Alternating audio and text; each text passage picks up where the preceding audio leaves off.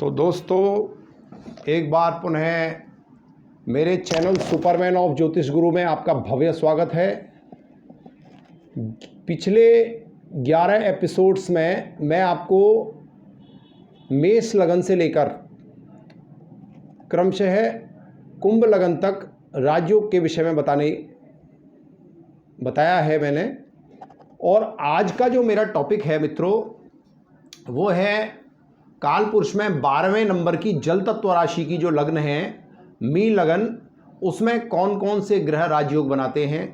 सबसे पहले तो यह समझने की आवश्यकता है कि यह जो लग्न है यह देवगुरु बृहस्पति की साधारण राशि की लग्न है, जहाँ पर काल पुरुष में 12वां घर आता है और जल तत्व राशि की लग्न होने के कारण मीन लगन के जो व्यक्ति होते हैं वह साधारण व्यक्तित्व के धनी होते हैं एवं उनके अंदर देवगुरु बृहस्पति का जो ज्ञान तत्व है वह भरपूर मिलेगा।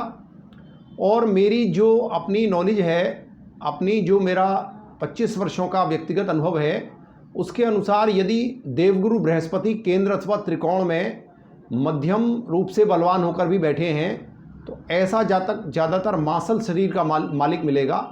यानी कि जो देवगुरु की जो विशेष क्वालिटी है, यानी कि शरीर भारी, क्योंकि देवताओं के गुरु बृहस्पति एक भारी ग्रह हैं, तो मीन लगन के ज़्यादातर जातक जो है मैंने मासल शरीर के, मोटे ताजी शरीर के मालिक देखे हैं। क्योंकि यह एक जल तत्व लग्न भी है और हमारे जो शरीर में 70% जल है, उसका एक विशेष कारण भी है कि मीन लगन के जो जातक हैं, क्योंकि यह वैसे भी देवगुरु बृहस्पति एक भारी ग्रह भी है और यह जो है नैसर्गिक रूप से शुभ ग्रह भी है। तो जब भी शुभ ग्रहों का स्वामित्व लिए हुए जो भी लगनें हुआ करती हैं, उनमें उनके गुण विद्यमान नैसर्गिक रूप से रहते ही हैं।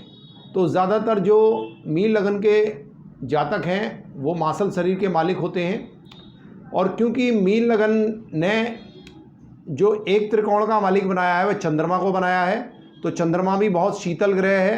तो ऐसे जो जातक होते हैं जिनकी मीन लगन होती है, उनमें पंचमेश चंद्रमा होने के कारण चंद्रमा के गुण उनमें विद्यमान रहते हैं। तो मित्रों, चंद्रमा के गुण विद्यमान होने की वजह से कहीं ना कहीं मीन लगन के जातक जो हैं वो अध्यापक ज़्यादातर देखे गए हैं। मैंने जो ज़्यादातर मीन लगन के जातक देखे हैं वो एजुकेशन सेंटर में देखे हैं। एजुकेशन जो शिक्षा का जो क्षेत्र है उसमें ज़्यादातर मैंने जो मीन लगन के जातक हैं वह देखे हैं। इसके बाद जो मीन लगन ने भाग्य का जो डिपार्टमेंट दिया है वह मंगल को दिया है, और मंगल जो है यहाँ धन का और भाग्य का स्वामित्व करते हैं। और यदि मीन लगन वालों के लिए कहीं केंद्र अथवा त्रिकोण में मंगल बैठ जाएं तो यह भाग्य और धन से भरपूर करते हैं। इसके अलावा मित्रों, सबसे पहले आपको यह देखना है कि मीन लगन में जो राजयोग बनता है वह कैसे कैसे बनेगा। तो मीन लगन में एक तो यहाँ पर अगर बृहस्पति अपने घर में बैठ जाते हैं और वह मंगल के साथ बैठते हैं तो यहाँ केंद्र त्रिकोण का राजयोग होगा और यहाँ यह अपने आप में पारिजात नामक राजयोग बनाएगा। इसके अलावा यदि बृहस्पति यहाँ और यहाँ स्वग्रही अकेला बैठता है तो वह हंस नामक राजयोग बनाता है मित्रों। और इसके साथ ही यदि बुध यहाँ पर मिथुन राशि में या कन्या राशि में स्वग्रही बैठेगा तो वह क्रमशः भद्र नामक राजयोग बनाएगा। तो चारों केंद्रों में अपने आप में राजयोग वाली लग्न है। और जो ग्रह मैंने आपको बताया है, जैसे कि देवगुरु बृहस्पति यहाँ लग्न में बैठेगा तो हंस नामक राजयोग बनाएगा, यहाँ बैठेगा तो हंस नामक राजयोग बनाएगा। सबसे पहले तो हम इसी चीज़ को समझते हैं कि जो लगन में बृहस्पति अकेला भी बैठेगा, हालांकि अकेला बृहस्पति कहीं भी बैठता है तो वह शुभ नहीं माना जाता, लेकिन अगर लगन में अकेला बृहस्पति बैठेगा तो वह कहीं ना कहीं यहाँ अपनी साधारण राशि में बैठकर हंस नामक राजयोग बनाएगा। और देवगुरु बृहस्पति की जो दृष्टियाँ होती हैं वह बड़ी शुभ होती हैं। एक दृष्टि पंचम भाव पे उच्च दृष्टि पड़ेगी और एक भाग्य स्थान पर उच्च दृष्टि पड़ेगी। तो सबसे पहले तो जब लगन में ही स्वग्रही बैठेगा तो ऐसा जातक लंबे चौड़े शरीर का मालिक होगा और अपने बौद्धिक क्षमता से जो है वह अपनी शारीरिक कैपेसिटी को बढ़ाएगा। इसके बाद जो है, क्योंकि लग्न जो है हमारा व्यक्तित्व तो हमारी मानसिकता है, तो ऐसे जातक की जो मानसिकता होगी वह बड़ी शार्प होगी और बड़ा समझदार जातक होगा, क्योंकि बृहस्पति की जो पंचम दृष्टि होगी वह इसके बौद्धिक क्षमता को बढ़ाने वाली होगी। इनकी जो संतान होंगी वह बहुत समझदार होंगी। पंचम स्थान एजुकेशन का भी है, तो हायर एजुकेशन भी इनको प्राप्त होगी और जो इनकी एजुकेशन होगी वो निर्बाध गति से चलेगी, क्योंकि जब लग्न का ही स्वामी जो है आपके पंचम भाव यानी कि आपके शिक्षा भाव को देखता है, तो यह आपको कहीं ना कहीं उच्च शिक्षा का योग बनाता है। और पंचम भाव आपके जीवन साथी का लाभ भी है, तो कहीं ना कहीं आपको विवाह के बाद विशेष लाभ की प्राप्ति यह देवगुरु की जो पंचम दृष्टि है यह कराएगी। इसके बाद पंचम भाव जो है वह एंटरटेनमेंट का भी है, तो जो आपका एंटरटेनमेंट होगा यानी आपकी जो रुचि होगी वह बुक्स वगैरह पढ़ने में होगी। आप स्टोरी राइटर भी हो सकते हैं। मैंने बहुत सारे ऐसे मीन लगन के जातक जो है स्टोरी राइटर देखे हैं जिनके लगन में बृहस्पति होता है, क्योंकि वह पंचम स्थान पर जब उच्च दृष्टि देगा तो ऐसे जातक को लिखने का पढ़ने का विशेष शौक हो जाएगा। इसके बाद यदि यह देवगुरु बृहस्पति खुद यहाँ पंचम भाव में बैठ जाएं तो वह उच्च के हो जाएंगे, लेकिन पंचम भाव में बृहस्पति को नेष्ट माना गया है, तो यहाँ जब उसकी सिटिंग होगी तो वह बहुत अच्छी नहीं कही जाएगी। लेकिन क्योंकि वह पंचम स्थान पर उच्च राशि में बैठेंगे तो उनकी जो सातवीं एस्पेक्ट होगी वह लाभ स्थान पर होगी। तो उच्च का बृहस्पति जब लाभ को देखता है तो वह कहीं ना कहीं आपको शिक्षा द्वारा लाभ कराएगा, यानी आप जो है किसी बहुत बड़ी लाइब्रेरी के मालिक हो सकते हैं, या पंचम भाव में उच्च का बृहस्पति है तो आप जो है किसी शिक्षण संस्थान में जो है उच्च पद आसीन हो सकते हैं। इसके अलावा पंचम भाव एंटरटेनमेंट का भी है, तो आप किसी सीरियल या किसी फिल्म के कलाकार हो सकते हैं। इस तरीके का भी उच्च का बृहस्पति जो है रिजल्ट देता है। और पंचम भाव जो है मित्रों वह चतुर्थ का धन है, तो कहीं ना कहीं आपके ट्रांसपोर्ट कंपनी हो सकती है, उसके भी आप मालिक हो सकते हैं, क्योंकि आपके पास जो अर्निंग आएगी वह चौथे स्थान से संबंधित जो भी चीज़ें होती हैं उनसे रिलेटेड धन भी आपके पास आ सकता है, क्योंकि चतुर्थ का जो धन है वह पंचम स्थान है। इसके अलावा जब पंचम भाव में उच्च का बृहस्पति बैठेगा तो उसकी जो पांचवी एस्पेक्ट होगी वह आपके भाग्य स्थान पे होगी, और भाग्य स्थान जो है वह धर्म कर्म का स्थान हो जाता है और पिता का स्थान भी है। तो आपको कहीं ना कहीं पिता द्वारा धन संचय हो सकता है।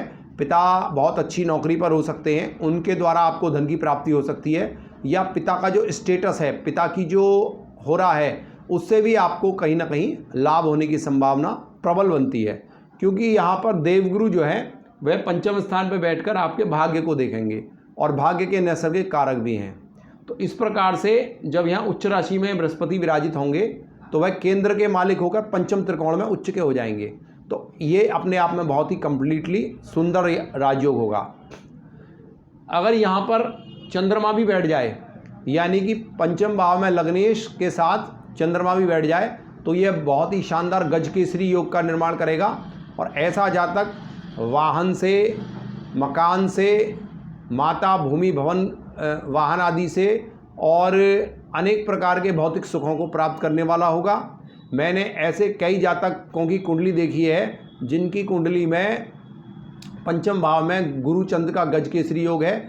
ऐसे जातकों के पिता के बहुत बड़े बड़े व्यापार होते हैं और वह अपने पिता के व्यापार से भी काफ़ी धन लाभ प्राप्त करते हैं, और कहीं ना कहीं ऐसे जातकों के पिता के पुराने प्रोफेशन चले आ रहे होते हैं और उन्हीं प्रोफेशंस को आप संभालते हैं और उसको फिर आगे जो है बढ़ाते हैं। तो इस तरीके से आप राजयोग पंचम भाव से देख सकते हैं। इसके बाद यदि गुरु और मंगल यहाँ नवम भाव में बैठ जाएं तो यह पारिजात नामक पंचमहापुरुष राजयोग बनेगा। पारिजात नामक राजयोग जो बनेगा उसमें यहाँ जो भाग्येश भाग्य में होगा, तो यहाँ भी यह आपको अपने पिता द्वारा संचित धन से लाभ की प्राप्ति करा सकता है। आप किसी धार्मिक अनुष्ठान में जो है भाग ले सकते हैं और उसमें आप जो है जिला उपासना प्रमुख हो सकते हैं या प्रदेश के उपासना प्रमुख हो सकते हैं। इसके अलावा किसी रिलीजियस जो बड़े बड़े संस्थान होते हैं उनके आप मठाधीश हो सकते हैं, या आप भागवत वक्ता भी हो सकते हैं। आप जो है अनेक स्थानों पर जाकर भागवत की कथाएं या इस तरीके का कुछ भी आप धार्मिक क्रियाओं में भाग ले सकते हैं, क्योंकि जो नवम भाव है वहाँ पर नवम भाव का अधिपति मंगल बैठेगा और लग्नेश गुरु का कॉम्बिनेशन यहाँ पर जो है एक बहुत सुंदर राजयोग बनाएगा। इसके अलावा यदि मंगल गुरु यहाँ बैठ जाएं, यानी धनु राशि में बैठ जाएं, तो भी यह अपने आप में राजयोग बनाएंगे। ऐसा राजयोग जो है आपको स्टेटस देने वाला होगा, नौकरी देने वाला होगा, और दशम भाव जो है वह आपको मैनेजर तक की पोस्ट पे पहुंचा सकता है। और एडमिनिस्ट्रेशंस में जो है जो बड़े बड़े उच्च अधिकारी हैं, डीएम हैं, एसएसपी हैं, या इनकम टैक्स ऑफिसर हैं, या किसी बैंक में बहुत अच्छी पद पर सुशोभित हैं, इस तरीके के लोगों की कुंडली में भी मीन लगन देखी गई है। और मीन लगन में जो राजयोग बनते हैं उसको देखा गया है। यानी कि दशम भाव में जो राजयोग होगा, लग्नेश का दशम भाव में स्वग्रही बैठना, अपनी मूल त्रिकोण राशि बैठना, और यह मंगल के साथ यदि बैठेगा तो भी यह पारिजात नामक राजयोग यहाँ पर बनाएगा। केंद्र स्थान में यदि गुरु मंगल एक साथ बैठेंगे तो पारिजात नामक राजयोग बनेगा। और इसकी जो 7वीं एस्पेक्ट होगी वह आपके सुख स्थान पर होगी। तो ऐसी कंडीशन में आप जो है उच्च वाहनों के स्वामी हो सकते हैं, आपकी कोई ट्रांसपोर्ट कंपनी भी हो सकती है। इसके अलावा आप कंस्ट्रक्शन से काम में भी बहुत आगे जा सकते हैं, क्योंकि यहाँ यह पारिजात नामक राजयोग सीधे आपके चतुर्थ स्थान को प्रभावित करेगा। इसलिए ऐसा भी हो सकता है कि आपको जो है कहीं ना कहीं ऊंचे सुखों की प्राप्ति हो, और आप जो है कैबिनेट में मंत्री भी हो सकते हैं, या आप जो है बड़े बड़े उच्च अधिकारियों के ऊपर भी आप कहीं ना कहीं कमिश्नर हो सकते हैं, पुलिस कमिश्नर हो सकते हैं। यानी कि ये जो दशम स्थान है ये आपको उच्च श्रेणी का अधिकारी बना सकता है। और दशम स्थान स्टेटस का भी होता है, तो यहाँ से यह एक बहुत ही शानदार राजयोग का निर्माण होगा। और यहाँ से पंचम दृष्टि जो है बृहस्पति की आपके धन स्थान पर जाएगी, तो धन स्थान का मालिक भी यहाँ मैंने बताया गुरु मंगल योग होगा, तो यह अपने आप में एक बहुत शानदार योग हो गया। यानी कि 10 जो यहाँ पर जो गुरु की दृष्टि जाएगी, तो यहाँ जो धनेश है वह भी मंगल गुरु का यहाँ पे युति संबंध बनाकर बैठेगा, तो यहाँ जो दृष्टि होगी वह भी बहुत ज़्यादा शुभ होगी। ऐसा जातक अपने कुटुंब से, परिवार से परिपूर्ण होगा, अपनी वाणी से जो है लाभ प्राप्त करने वाला होगा, क्योंकि द्वितीय भाव जो है वाणी का भी है। इसके अलावा द्वितीय भाव जो है संचित धन का भी है। तो ऐसा जातक अपने नौकरी से, अपने स्टेटस से काफ़ी जमा पूंजी कर लेता है, यानी कि उसके पास धन की कमी नहीं रहती, धन के अंबार रहते हैं। और यदि ऐसी कंडीशन में गुरु और मंगल की महादशा भी आ जाए तो इसमें बहुत ज़्यादा लाभ प्राप्त कराने वाली होती है। मित्रों, जो मीन लगन आएगी उसमें जो राजयोग कर्ता ग्रह बनेंगे वह देवगुरु बृहस्पति और चंद्रमा और मंगल, ये जहाँ भी केंद्र और त्रिकोण में युति संबंध बनाकर या दृष्टि संबंध बनाकर बैठ जाएंगे तो यह एक नंबर का कंप्लीटली राजयोग आपको प्रदान करेंगे, अपनी दशा, अपनी अंतरदशा और अपनी प्रत्यंतर दशा, प्राण दशा में। इसके बाद आपको यह देखना जरूरी है कि जो गुरु है उसकी जो महादशा है, यानी लग्नेश अगर कोई राजयोग बनाता है तो वह राजयोग आपको 16 वर्षों तक लाभ देगा, क्योंकि गुरु की जो महादशा है वह 16 वर्ष की होती है। इसके अलावा चंद्रमा अगर कोई राजयोग आपका बना रहा है तो चंद्रमा अपनी महादशा में लाभ देगा, वो 10 वर्ष के लिए देगा, क्योंकि चंद्रमा की महादशा 10 वर्षों के लिए होती है। इसके बाद जो है मंगल यदि कोई राजयोग दे रहा है तो वह मंगल जो है आपको राजयोग देगा, वो देगा 6 वर्षों तक, क्योंकि मंगल की जो महादशा है वह 6 वर्ष की होती है। इस प्रकार से जो मीन लगन में राजयोग बनेंगे वह काफ़ी महत्वपूर्ण हो जाएंगे, क्योंकि जो लग्नेश है उसकी महादशा भी काफ़ी लंबे पीरियड तक रहेगी, 16 वर्षों तक वह राजयोग आपको फलित करेगा। मित्रों, इसके बाद आपको मैं बता दूं कि जो मीन लगन है उसमें शुक्र जैसा ग्रह लगन में ही उच्च का हो जाता है। तो जिन जातकों की मीन लगन है वह बड़े प्रसन्न होते हैं कि हमारी कुंडली में तो शुक्र उच्च का होकर बैठा है, जो कि लक्ष्मी का प्रमुख देने वाला है, लक्ष्मी को देने वाला ग्रह जो है शुक्र, वह हमारी लगन में उच्च का बैठा है। लेकिन जब शुक्र जैसा ग्रह मीन लगन हो और उसमें उच्च का होकर बैठा हो तो वह आदमी की कुंडली को बिल्कुल एकदम डिस्ट्रॉय कर देता है। यानी कि हम सोचते हैं कि हमारी कुंडली में शुक्र जैसा ग्रह लगन में ही उच्च का बैठा है, लेकिन वह बहुत ही ज़्यादा नेगेटिव रिजल्ट दे देता है अपनी दशा और महादशा में। ऐसा मैंने व्यक्तिगत रूप से देखा है। उसका मेन कारण है मित्रों कि शुक्र जो है गुरु से नैसर्गिक शत्रुता भी रखते हैं, और मीन लगन में देवगुरु बृहस्पति ने शुक्र को बहुत ही खराब डिपार्टमेंटों को शो किया है। एक तो 8वें घर का मालिक बनता है यहाँ शुक्र, और तीसरे घर का, यानी अष्टम टू अष्टम थ्योरी को काउंट करता है।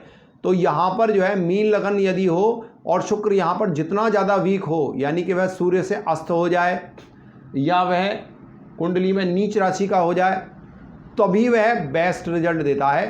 अन्यथा मीन लगन वालों के लिए शुक्र यदि उच्च राशि में बैठ जाए या कहीं बहुत अच्छे स्थानों पर बैठ जाए तो वह नेगेटिव रिजल्ट ही देता हुआ देखा गया है, क्योंकि मीन लगन में वह बृहस्पति का प्रबल शत्रु माना गया है। तो इस प्रकार से आप राजयोगों को देख सकते हैं। राजयोग देखते समय आप शुक्र के राजयोग को बिल्कुल ना समझें, यानी शुक्र कहीं केंद्र त्रिकोणों में बैठ जाए तो वह नुकसान के अलावा कुछ नहीं देगा, ऐसा मैंने मीन लगन में देखा है। या फिर मीन लगन वालों के लिए उनकी युवावस्था में ही अगर शुक्र की महादशा, अंतरदशा, प्रत्यंतर दशा, प्राणदशा, सूक्ष्म दशा आ जाए तो ऐसी कंडीशन में वह अनेक प्रकार से शारीरिक कष्टों को देने वाली होती है, धन का विशेष नुकसान देने वाली होती है, और ऐसे जातकों को नौकरी भी छुटती हुई देखी गई है शुक्र की महादशा, अंतरदशा में। मेरे पास ऐसे अनेक प्रकार के जातक आए हैं जिनकी कुंडली में प्रबलतम राजयोग हैं, जिनकी कुंडली में लग्न में मंगल गुरु का राजयोग है, दशम भाव में भी मंगल गुरु का राजयोग देखा गया है, और पंचम स्थान में भी गुरु चंद्र का गजकेसरी योग देखा गया है। लेकिन उसके बावजूद भी उनकी जो महादशा है, शुक्र की महादशा है, वह उनकी कुंडली में उनके यूथ एज में यानी यंग एज में आ गई, तो बिल्कुल एकदम उनको जो है नौकरी वगैरह से हाथ धोना पड़ गया और घर बैठना पड़ गया। तो इस प्रकार से हम मीन लगन में देख सकते हैं कि यदि मीन लगन में राजयोगकर्ता ग्रहों की दशा आ रही है तभी वह राजयोग प्रदान करती है। मित्रों, जो भी मैंने 12 लग्नों पर अब तक का जो आपको राजयोग बताया है, उसमें सबसे पहले जब भी आप राजयोग देखें तो सबसे पहले आपको यह देखना अनिवार्य होगा कि वह ग्रह जो राजयोग करता है उसकी दशा, महादशा, प्रत्यंतर दशा, सूक्ष्म दशा, प्राण दशा आनी बहुत ही ज़रूरी है। इसके बाद इसमें एक चीज़ और देखने की है कि जैसे मान लीजिए आपका कोई भी ग्रह राजयोग करता है, यानी देवगुरु बृहस्पति आपका राजयोग बना रहा है, तो कहीं वह शुक्र के नक्षत्र में तो नहीं है, यह आपको देखना अति अनिवार्य हो जाता है। इसके अलावा जो चंद्रमा है वह आपके राशि का निर्माता होता है, आपकी राशि को बनाता है। तो अगर चंद्रमा भी आपका शुक्र के नक्षत्र में हो जाएगा तो जो आपके राजयोग होंगे उसमें जो है भारी कमी आ जाती है। जब भी कोई नेगेटिव प्लैनेट आपके जो राजयोग करता ग्रह हैं वो आपके नेगेटिव प्लैनेट के नक्षत्र में पहुंच जाते हैं, तो हम यह देखते हैं कि हमारी कुंडली में तो फलाना ग्रह बड़ा ज़बरदस्त राजयोग बना रहा है। जैसे कि मान लीजिए मीन लगन में देवगुरु बृहस्पति जो है वह हंस नामक राजयोग बना रहे हैं और वह शुक्र के नक्षत्र में बैठ जाएं, और शुक्र क्योंकि मीन लगन में प्रबल अकर्ता ग्रह है यानी कि प्रबल मारक है, तो कहीं ना कहीं वह आपके जो राजयोग हैं उनमें वो धार नहीं आने देगा जो कि आनी चाहिए, क्योंकि वह प्रॉपर ग्रह आपके ऐसे नक्षत्र में बैठ गया जो आपके लिए प्रबल नेगेटिव ग्रह बनता है। तो इस प्रकार से आप जो है राजयोग की श्रृंखला में जो मैंने अब तक राजयोग बताए हैं 12 की 12 लग्नों में, उनमें आप यह जरूर देख लें कि जो ग्रह हमारा राजयोग कर्ता बना रहा है वह किसी शुभ नक्षत्र में गया है या वह किसी जो प्रॉपर हमारी लग्न है उन पर अकारक नक्षत्र में तो नहीं बैठा है। बहुत सारे ऐसे मेरे पास दर्शक आते हैं जो ये बताते हैं कि हमारी कुंडली में तो राजयोग है, लेकिन जब से इसकी महादशा आई है जब से कोई विशेष जो है फल इसका प्राप्त नहीं हो रहा है। तो उसके लिए आप यह जरूर देख लें कि वह किस नक्षत्र में है। तो मित्रों, जो राजयोगों की श्रृंखला थी उसमें मैंने आपको प्रॉपर वे में मेष लगन से लेकर मीन लगन तक 12 लग्नों का राजयोग कैसे फलित होगा यह बताया है। इसके अलावा अष्टक वर्ग में भी मैंने आपको सब जितनी भी लग्न बताई हैं सब में यह बताया है कि अष्टक वर्ग में भी आपको यह देखना अनिवार्य है कि जो ग्रह राजयोग कर्ता बना रहा है, राजयोग बना रहा है, उसमें अष्टक वर्ग में आपको कितने अंक मिल रहे हैं। अष्टक वर्ग में यदि उसको मध्यम से थोड़े अधिक अंक मिल रहे हैं, यानी कि 28 मिल रहे हैं, 26 मिल रहे हैं, तभी वह आपको प्रबल राजयोग देने में सामर्थ्यवान रहेगा। तो वीडियो काफ़ी लंबी हो गई है, आप मेरे वीडियो पर अब तक बने हुए हैं, इसके लिए आपका कोटि कोटि धन्यवाद। मैंने 12 लग्नों पर आपको प्रॉपर जो राजयोग बताए हैं वह आपको पूर्ण राजयोग देने में सक्षम हो, इसी आशा के साथ सभी दर्शक मस्त रहें, स्वस्थ रहें, आपके सभी कार्य सुचारू रूप से बनते रहें और आपको प्रॉपर ग्रह राजयोग प्रदान करते रहें। सभी दर्शकों को सादर प्रणाम।